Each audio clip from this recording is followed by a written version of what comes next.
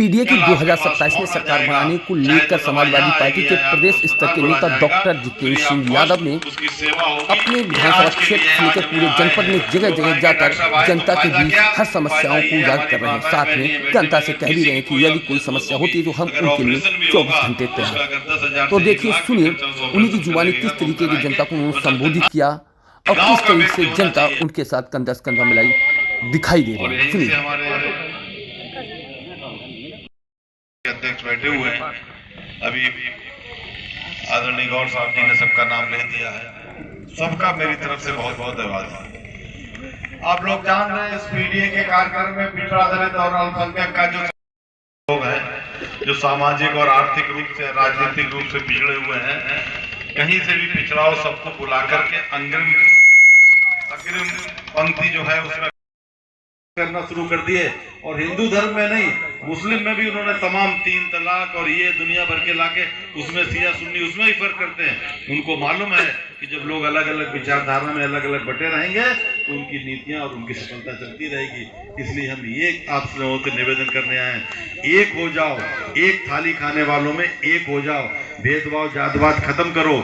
हम तो उस दिन समझ में आएगा जब सबसे अमीर राष्ट्रपति का बच्चा और जो मजदूरी करता है सबसे गरीब जो नीचे देश पर काम करता है, दोनों के बच्चे जब एक ही स्कूल में पढ़ने जाएंगे और एक ही अस्पताल में इलाज करा पाएंगे, तब हम समझेंगे कि सरकार काम कर रही है। और सरकार चाहे तो ये काम कर सकती है, लेकिन वो कभी नहीं करेगी। उसे लगेगा कि अगर आप लोग भी आगे बढ़ गए। और बाबा साहब अम्बेडकर क्या कह गए थे?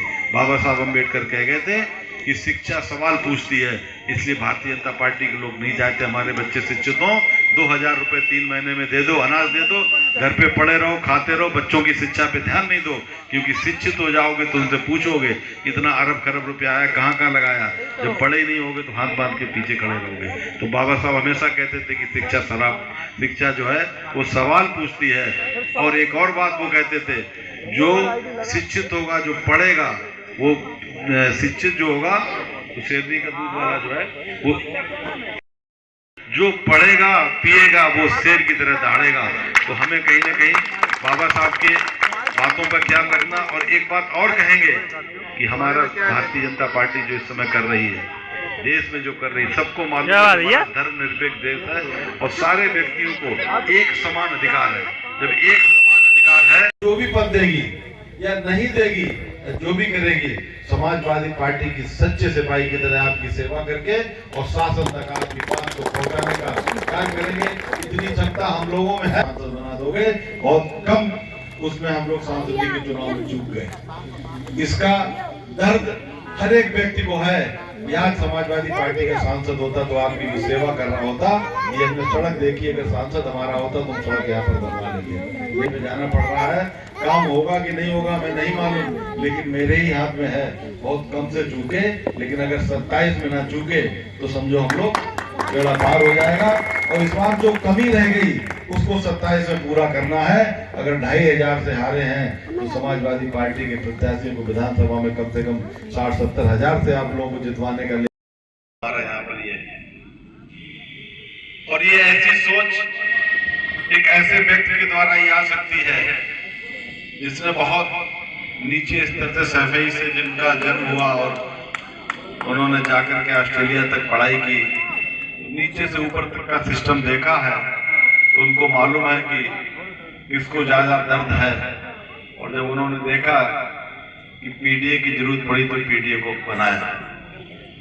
और मैं ये भी बात बहुत स्पष्ट कर देना चाहता हूं कि हम पार्टी की नीतियों को लेके आगे चल रहे हैं। समाजवादी पार्टी की नीतियों में और उसकी कार्यशैली को हम लोग पसंद करते हैं, हम उसको आगे लेकर के चल रहे हैं। और उनकी जो समाजवादी जो सोच है वो जन जन तक पहुंचाने के लिए, माननीय अखिलेश यादव जी के विचारों को लोगों तक पहुंचाने के लिए हम यहाँ पर जगह जगह घूम रहे हैं। अगर कुछ लोगों को ये गलतफहमी है, कार्यकर्ताओं को हम बता दे रहे हैं, हमारे कार्यकर्ता तो नहीं, लेकिन संगठन के कुछ ऐसे लोग हैं जिनको ये गलतफहमी है कि हम लोग कोई अपना निजी एजेंडा चला रहे हैं, तो वो भूल जाएंगे समाजवादी पार्टी का एजेंडा है। और माननीय अखिलेश यादव जी कि अगर कोई समस्या उसको पूरा करने के लिए अपना काम छोड़कर आपकी सेवा करने के लिए आए हुए हैं, इसलिए हम यहाँ पर आए हुए हैं। इस बात को आज बिल्कुल क्लियर हो जाए। और जिसको ये लगता है कि हमें कुछ चाहिए है, उसके लिए बहुत चीजें और बहुत काम बहुत जगह जा सकता है। जिसको समाजवादी पार्टी और माननीय अखिलेश जी में आस्था हो, और जिसको इस बात में आस्था हो कि अगर हम यहाँ पर आए हैं, जो कह रहे हैं हम सच कह रहे हैं, और जो कह के जाएंगे वो करेंगे जा करके, चाहे आप किसी भी तरीके से परीक्षा ले जाए, वो लोग खुले दिल से हमारे साथ आए, क्योंकि हमारी कथनी करने में कोई अंतर नहीं है। हम भारतीय जनता पार्टी के लोग नहीं है जो कहते कुछ है और करते कुछ है।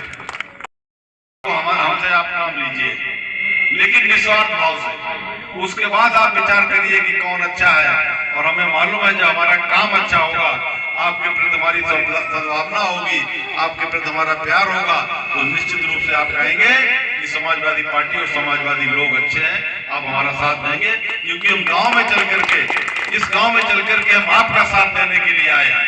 अभी तो कोई चुनाव है नहीं, हम आप कुछ मांगने तो आए नहीं है, हम ये कहने आए हैं कि क्या क्या परेशानी है, ताकि 2027 में जब सरकार बनेगी और माननीय अखिलेश यादव जी मुख्यमंत्री बनेंगे, तो हम कह सकेंगे हम गए थे, वहां के लोगों की समस्याएं हैं, इसका इको ठीक कर दो, वहां के लोगों को कम करो थोड़ा।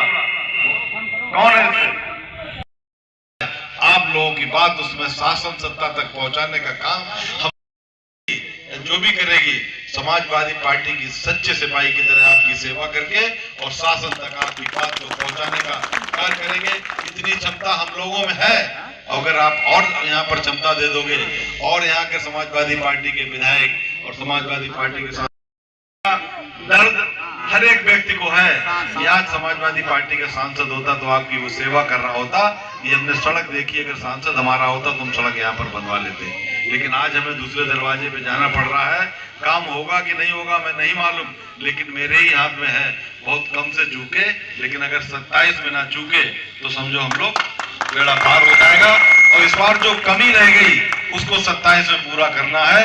अगर 2500 से हारे हैं तो समाजवादी पार्टी के प्रत्याशियों को विधानसभा में कम से कम 60-70 हजार से आप लोगों को जितवाने का लेकर के लक्ष्य रखना है, ताकि अगर सरकार बेईमानी भी करे तो बेईमानी न कर पाए, आपका मन का कैंडिडेट दे दे।